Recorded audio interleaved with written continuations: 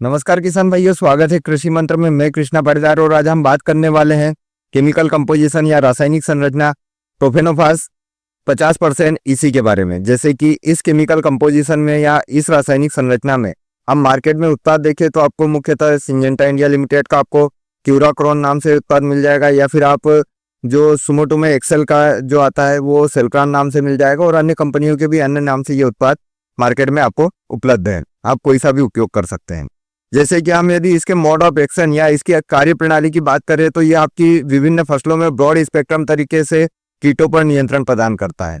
और यदि हम इसके उपयोग और नियंत्रण के बारे में बात करें तो यह आपकी उन सभी फसलों में उपयोग हो सकता है जिनमें आपको कोई भी लेपिडोप्टेरा स्पीसीज के जो कीट है वो आपके यहाँ समस्या हो रही है। जैसे आपके यहाँ यदि मुख्यतः बात करें हम, इसका उपयोग आप अपनी कपास की फसल में यदि कर रहे हैं तो यह जो बॉलवर्म कॉम्प्लेक्स है इनको नियंत्रित करेगा, एफिड एसिड को नियंत्रित करेगा और थ्रिप्स को नियंत्रित करेगा। साथ ही साथ इसका उपयोग आप अपनी विभिन्न फसलों में जो इल्ली की समस्या आती है, जैसे फ्रूट बोरर है, सूट बोरर है, और अन्य जो भी समस्या आती है, जैसे आपकी सोयाबीन की फसल यदि है तो उसमें आप गर्डल बीटल के नियंत्रण के लिए भी इसका उपयोग कर सकते हैं। साथ ही साथ इसका उपयोग थ्रिप्स के नियंत्रण के लिए भी कर सकते हैं।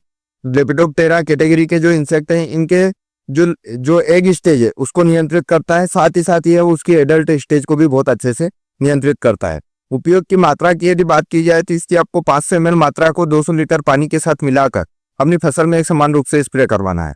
यह आपकी इन विभिन्न फसलों में इन कीटों पर नियंत्रण प्रदान करेगा।